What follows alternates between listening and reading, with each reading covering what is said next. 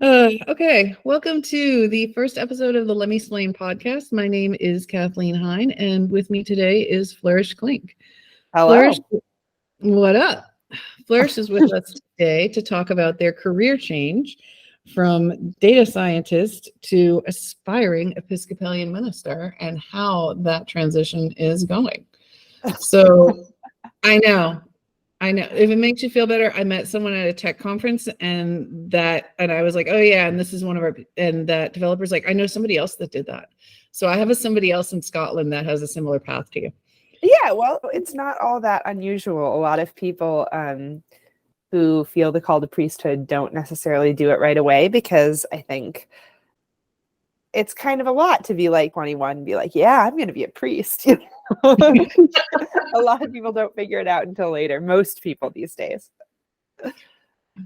So would you, I mean, maybe we should start with how it is that you and I know each other to give people some context of why this was such an interesting transition for you.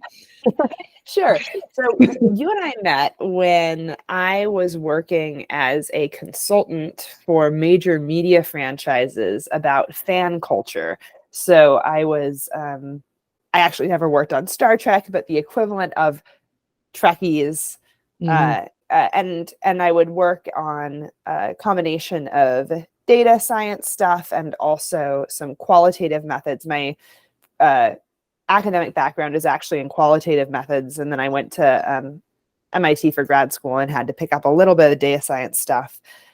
So putting that all together and sort of doing that kind of consulting about audiences, and in so doing, I ended up working really closely with social media teams, because those are usually the people who are having the most frontline contact with fans.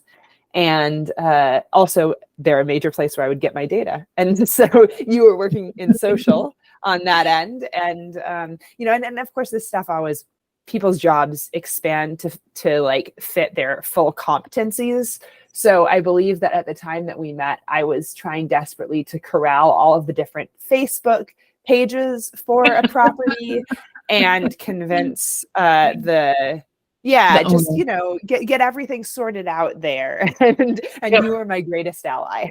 I was the keeper of the keys for all of the social media accounts at 20th Century Fox, as it was before the Disney merger. So unlike you, nothing that I did exists anymore, and I can actually speak freely about my work. How lovely that Nothing I did exists anymore. We spent 18 months pulling everything all together, and then Disney did what they did, which was silo everything out. Yep. Yeah, they did. They did do that. That's how they roll. Like, that is just, everybody has their own walled garden over there, man. But yeah. So you and I were in the trenches together for almost 3 years. Yeah, something like that. It was a long time. Yeah. Anyway, almost, very shortly after that.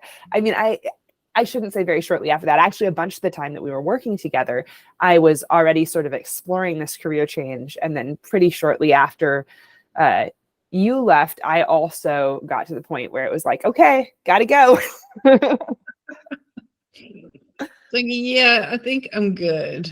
But all right, so would you tell me a little bit about, you were saying how this had been rolling around in your brain for quite a while. Mm-hmm. What in your life and what for you personally changed that you decided, I'm going to make this shift?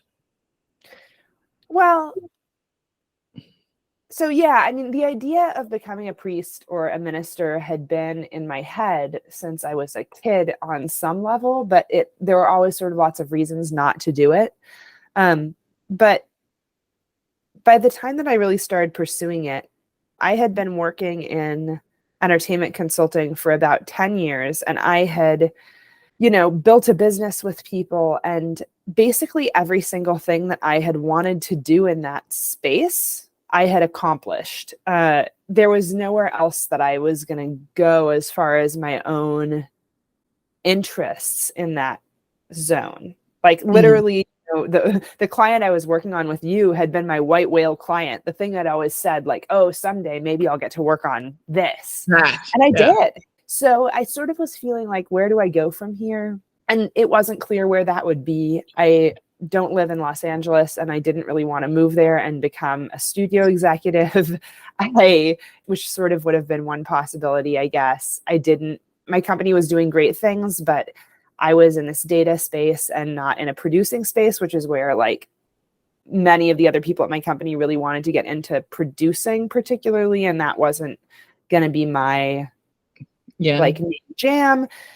And then in addition to all of those sort of like negative things that I was feeling about my work, despite having loved doing it and having like, basically invented my own job and done it for many years, right? Like, so I really loved it. Yeah, we both did. We both invented our jobs at that point. Right. But then also, it's hard to talk about it in any way that's not quite religious, which is just that I started feeling the call to priesthood more strongly. And I didn't even recognize it myself. I had been feeling, I had these questions about my job and what I was doing. And I actually went to my priest and talked with her about it. And I thought that I was just going because a priest is somebody who can give you life advice, right? And I didn't have any idea that I was talking about becoming a priest. And at the end of our conversation, she said, "Flourish, do you think you should be a priest?" And it all just sort of fell into place. And I was like, oh, fuck. Okay, so two things for the new to us listeners. One, we totally swear on this podcast. I'm sorry. No, it's fine. And two, I can tell you as somebody who my background is Catholicism, and I was raised like super Catholic, to the point where I was an altar server from like grade 5 until the age of 16 when I got confirmed. Priests totally swear. Like, don't let anybody roll you.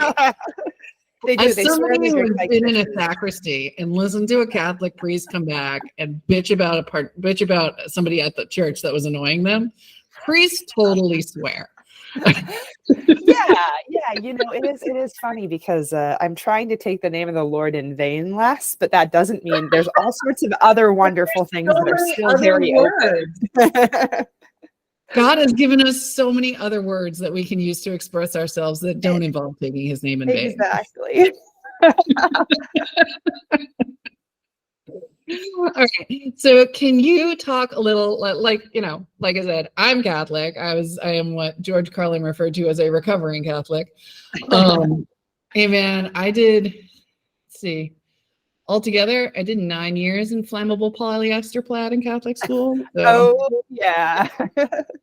Like I see the uniforms of some of this. Nobody here has the same plaid we did, thank God. But I see the uniforms of some of the school kids here over in the UK, and I'm like, don't go near flame, dude.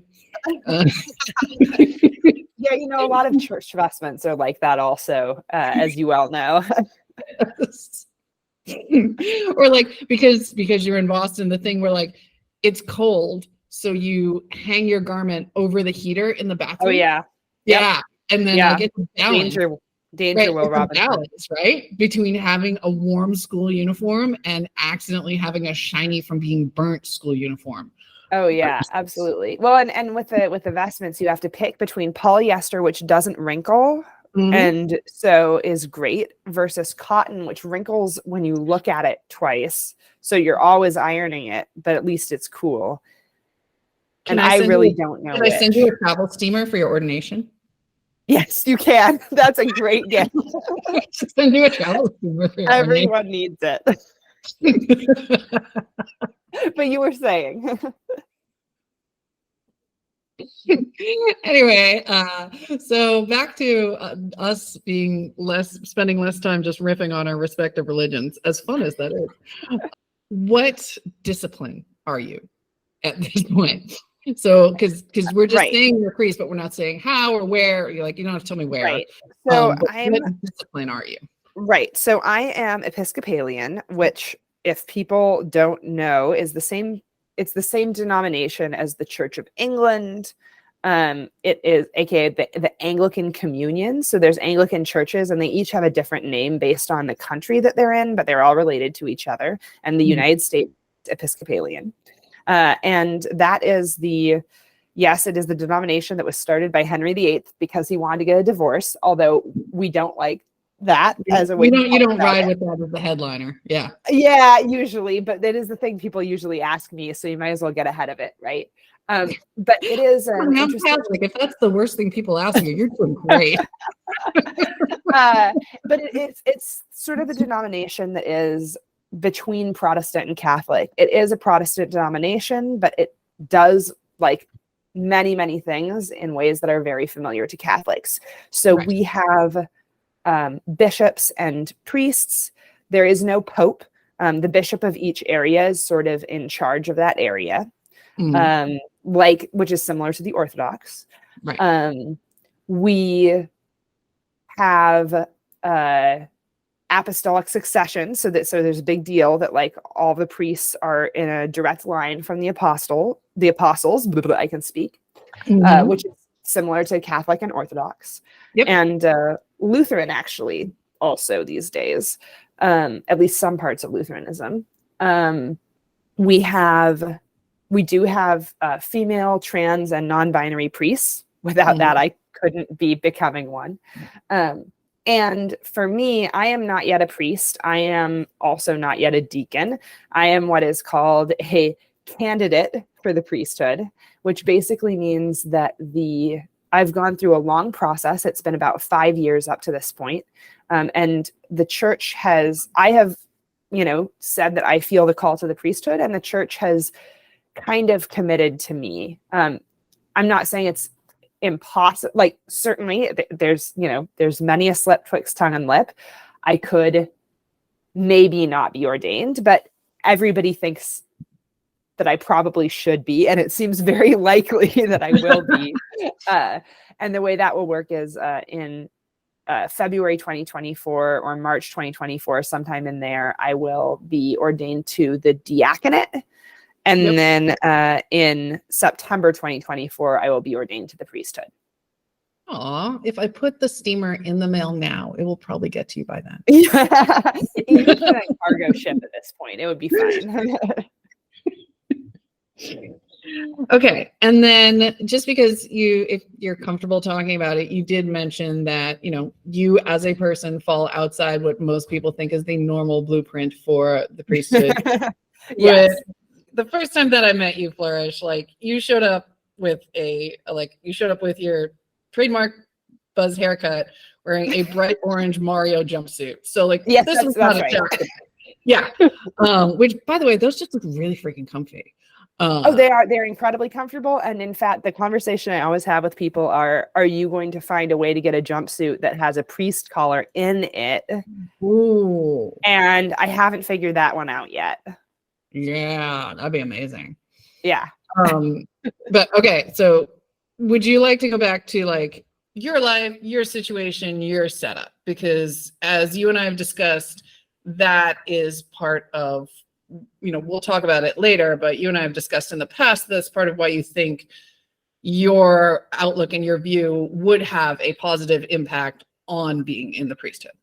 Sure. Yeah. I mean, so I'm non-binary, and I'm, that's something that's more and more common as a term that people identify with the younger they are these days. I'm 36, so I'm on the sort of, there are plenty of non-binary people who are older than I am, but right. There's a lot more who are younger. So at least let me rephrase, people who actually use that term, right? There's lots of gender non-conforming people of all ages, but for using that particular term, it's something that's a newer term, and not everyone who's older identifies with it. Right.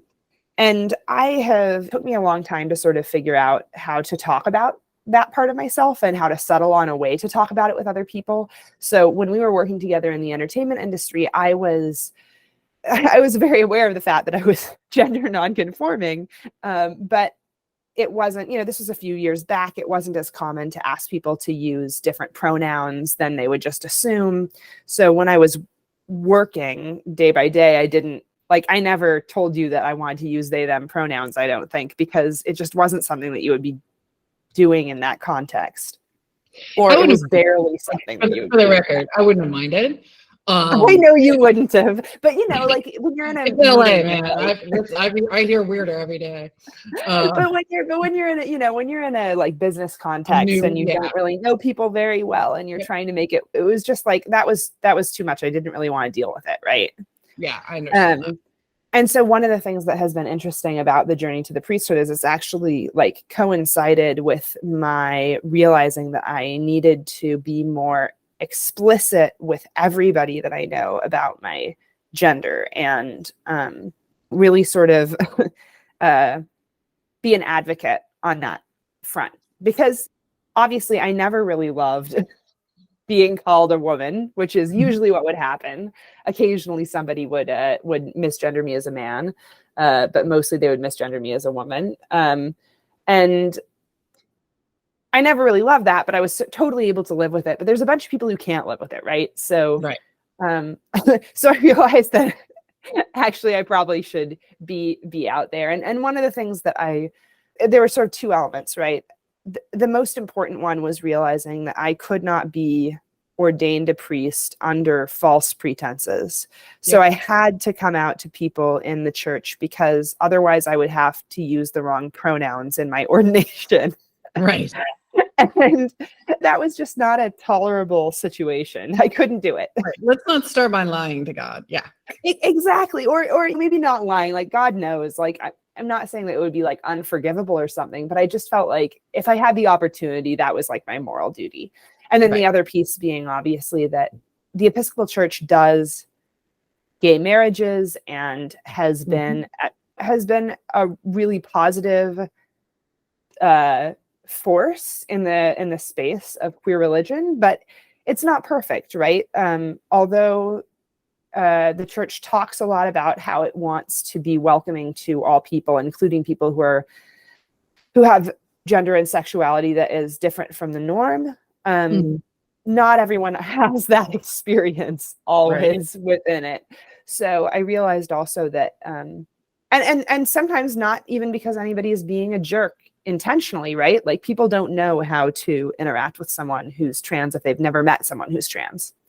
So I guess I'm doing that now. It's not what I thought I would be doing when I decided that I was going to follow the call to priesthood. I really had a vision of myself just having a parish and not worrying about any of this, but it turns out.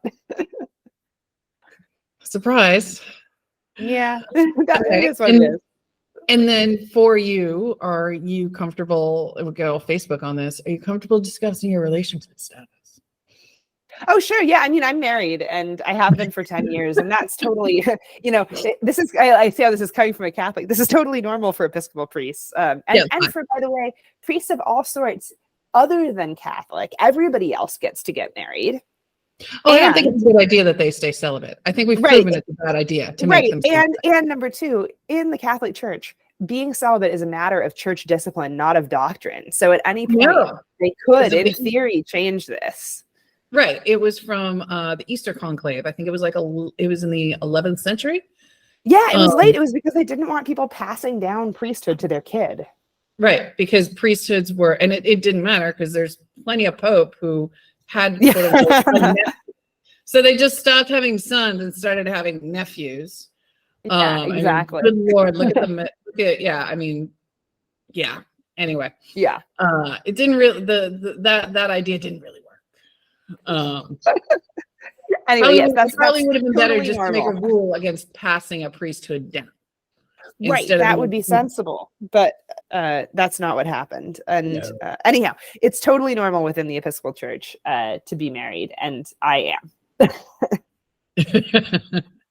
And he's an atheist, which is interesting. I mean, it's not it's normal for me, but a lot of times people are like, "What?" All right. So, well, just out of curiosity, like, if you don't mind my asking, we can always edit this out if you want to decline. But like, how did that convo go then? That went fine. He has always known that I was quite faithful.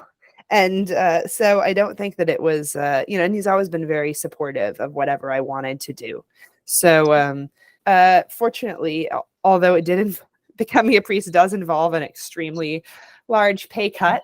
So that wasn't totally thrilling, but on the other hand, like we have what we need anyway. So, and fortunately he's a professor, and he also is sort of, I would say that he understands the idea of a calling, Right. and the idea of something that you would be doing, the idea that you're doing things vocationally, and as long as you're making enough money to survive, like that's fine. Right. He really understands that. So I don't think that it was ever a big question. The question was just like, well, can we make it? We can. Great. Wonderful. Let's do it. Well, that makes the study periods a lot easier, I guess. Yeah, absolutely. Absolutely. It was, I mean, I'm making this sound like a small thing, but I am incredibly grateful. There's not too many people who would be like, oh, you want to quit your 6-figure job and sell out your partnership in a company and like not make any money for 3 years and pay for more grad school and then take a job that pays basically minimum wage. Yeah. So from what you're saying, the discussion started 5 years ago. Sounds like you're about 3 or 4 years in. And am I correct from what I understand from your Instagram, you have been getting to the part where they actually let you talk to people? Yeah, well, in my case, they let me talk to people. You're always talking to people, actually, because the process is relational. You're Right. not just called by, some person high up in the church, but you have to first get your priest on board, and then you have to have your whole parish, the parish that you go to church in, they form a committee and agree that they want, and you meet with them for like a year, and they agree that they think that you should be a priest. So that whole time you're talking with people in your parish, you're expressing your views, you're talking about your call and your experiences, and discerning with them prayerfully, like what you want to do. And during that time, actually, my priest let me preach a couple of times, which was really great. And then after you get past that, go to the diocese level, then you sort of have to stop preaching for a little while. But then, you get into seminary, and at that point you start both preaching as regularly as you want to, usually because they really want you to get lots of practice, and also, let me rephrase, as regularly as you can talk someone into it, into letting you preach at them. Oh, you're going on vacation? Do you want exactly. Oh yeah, there's a lot. Yeah, exactly. And then also you start doing basically internships at different churches. So this past year, I was at a church called St. Ignatius of Antioch. And this next year, I'm going to be at a church called St. Matthew and St. Timothy. And you do everything that you are allowed to do by the canons. You help serve communion. Sometimes you take part in pastoral care, you plan liturgies, you basically shadow the priests. Nice. And then when you have been fully ordained, do they just assign you a place to go? Is it like others where you kind of have to go recruit yourself a job? It's definitely more of the recruit yourself a job end. So you're supposed to, quote unquote, dance with the one who brung you. So when you finish seminary, you go back to the diocese that sent you to seminary. So I will have my first job in New York City because that's where I've been sent to seminary from. It kind of varies, sometimes a bishop might have an idea for you or a place that needs you. I think, I don't know for sure what I'm doing yet, but I have some leads. And, so also if you can come to your bishop and say, hey, I want to do this thing and I've got it organized and they want to have me, then usually you get I go do it. Yeah. It varies. And I think that the ideal, usually you have your first job and you're sort of the junior priest at a larger congregation where there's somebody who can mentor you at least for the first 2 years. So there's sort of an extended apprenticeship there. That's good. Yeah, it doesn't always happen these days, especially in rural areas. Sometimes you just get directly put into a church and it's like, good luck. But I think I'll be able to have the mentorship. So I'm happy about that. Awesome. And then So in terms of what you're looking to do in the priesthood, and we've talked about your non-binary status and your relationship and kind of where your life is. And one of the things that I thought was interesting when you and I talked about it, just like as friends, was you speaking about how you were kind of hoping that one of the things you can do within a normal congregation, it was when I asked you if you were going to be a TikTok priest, and you're like, yeah, no. And I thought it was interesting that you found effectiveness for yourself working with, shall we say, older members of the parish, and kind of helping them understand the way that, in some ways, the way that the world is reshaping itself. Yeah, absolutely. It's interesting because people are always asking me, because of the work that I did previously, are you going to do data science? Like, the church really needs that. Are you going to be online? Are you going to be doing social media? Because you obviously know so much about it and have so much experience in it. And it's true that I have historically known a bunch about social media and have experience in it. I'm not up on everything right now because, everything changed basically as I left. But but what I actually found in my years of researching and understanding what was going on social media is that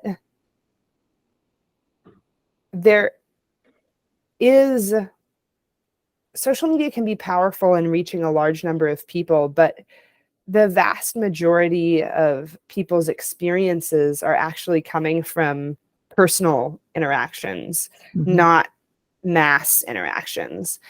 Yes, people are on TikTok and they get all sorts of ideas and learn all sorts of things. And I think that's really important that you have people, saying good things on TikTok.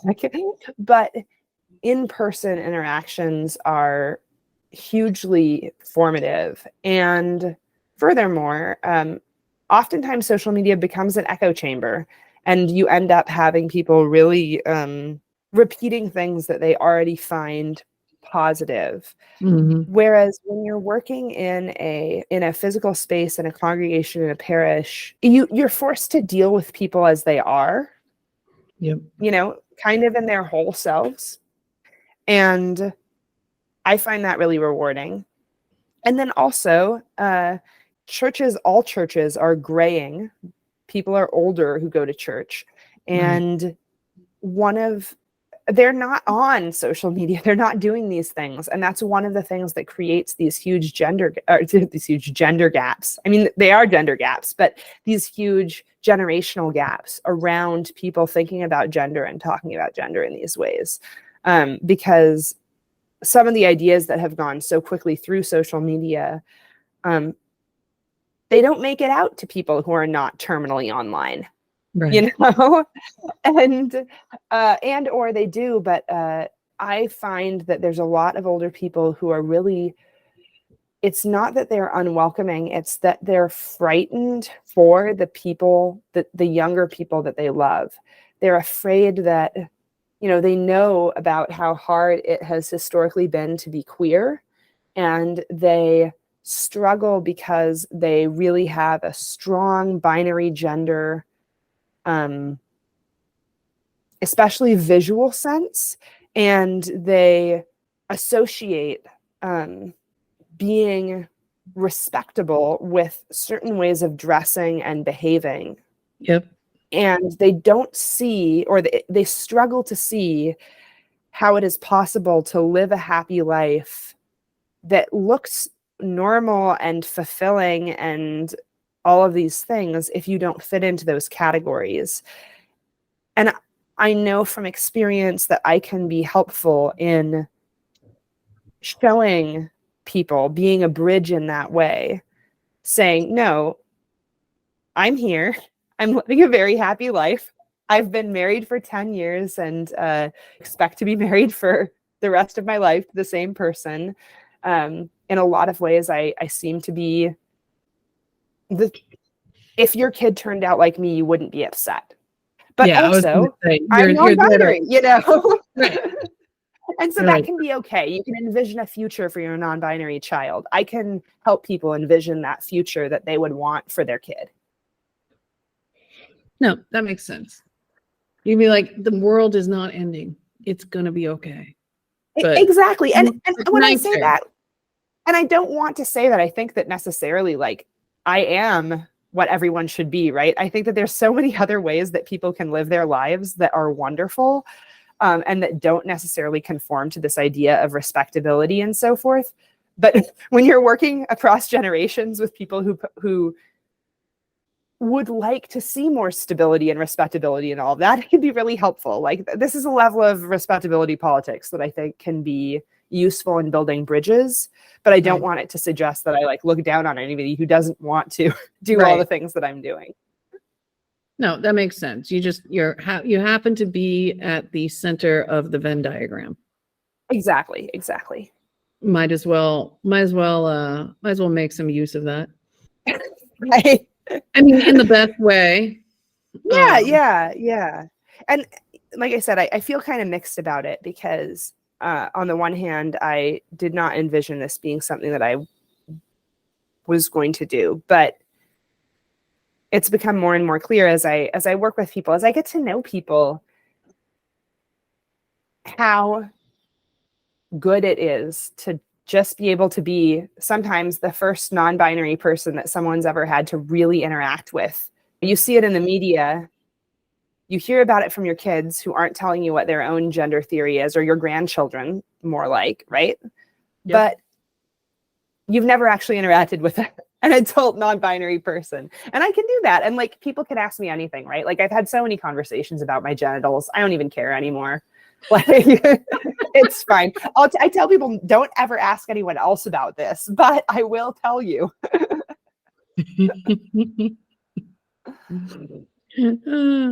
So what you're saying is you are helping them think beyond the weird person that goes past them in the grocery store. Yeah, or for a lot of people, that's what it is. You know, like to them, they see someone who is very clearly non-conforming to heterogenerative norms, and they're just like, I don't even know, man. Right. And exactly. You know, and they just avoid that person or whatever. And you're like, oh no, we're okay. We're cool. Right. And I think that's something that a lot of people have to work through is they feel anxious and worried in the presence of people who seem to be really non-conforming. And so then they're anxious and worried that everybody else will also be anxious and worried around those kinds of people. And so then what does that mean? And we can work through that. Like, you don't have to be anxious and worried. We can figure it out together, and then you'll feel great. Okay, cool. Well, on the note of you having a life outside of just talking about God all the time, and that priests do have actual personalities and interests outside of the priesthood, which I think people forget about, but that's kind of what allows priests to be relatable and to do their job. If you have someone who's if you have somebody who's just wholly on the priesthood, man, that's a very limited scope of context when non-priests come talk to you. So on the note of, on the note of that, would you like to speak a little about your own podcast? Sure. I mean, I will say this, which is that actually everything in the world is the proper subject for a priest, because God is with and in everything. So there is no subject but the priesthood, but we'll move on. No, I have a podcast, which I am maintaining despite having gotten out of this area professionally. It's called Fansplaining, the podcast by, for, and about fandom. And you can find it at fansplaining.com. So I do that with Elizabeth Minkle, who is incredible. She's this great journalist. And we talk about fan culture. And I'm still doing that because, I was a fan before I was a professional person talking about fandom. And I will continue to be a fan until the day that I die, because Star Trek will continue to be, coming out for the rest of eternity. Yes, it will. I mean, bless Gene, man. He hit it. He figured out what the formula was, and he hit that. And good on him. He really did. to be clear, Fansplaining is not a Star Trek podcast. It's a podcast about the phenomenon of fan culture, and lots of different kinds of fandoms are covered. And in fact, we're usually not talking about a particular fandom. So if you're not into Star Trek, you can still listen and enjoy. Okay. On that note, I think we're good for today. Is there? I'm gonna just end this like the project manager that I literally am in real life. Is there anything that like we haven't covered that you think would be awesome for people to know about the priesthood? Not really. I think maybe just that there are lots of reasons. I mean, and this is my little pitch, right? Which is to say that if you've ever thought about going to church or doing something, there's lots of reasons that people do that. Not all of them being that they believe in God. And churches can be a space that you can get connected with people in your local community and like help other people in your local community and just have community in an in-person physical way. I just want to throw that out there because I think that there are a lot of people who are really interested in forming community with other people that they live near, not just people online, because it feels like online is all we have these days sometimes. Yeah. Churches can do that. And you don't necessarily have to be all in on the belief structure to take part and to experience some of that. So I just want to throw that out there because I think a lot of times I talk to my friends and they go, well, I don't know if I believe X or Y or Z. And I go, Lord, there are days when I don't know if I believe any of it. I pray about it and I think, I hope I believe this and it usually comes back, but that's the experience of being part of a community and having a faith is an experience of having lots of different feelings about things. So I don't really know that there was a specific point in there, but I did want to get that out there. So maybe it's okay to walk within 10 feet of a church. We will not automatically try to convert you. And you also won't burst into flames. I have never seen it happen. No. I think we should stop with the flames.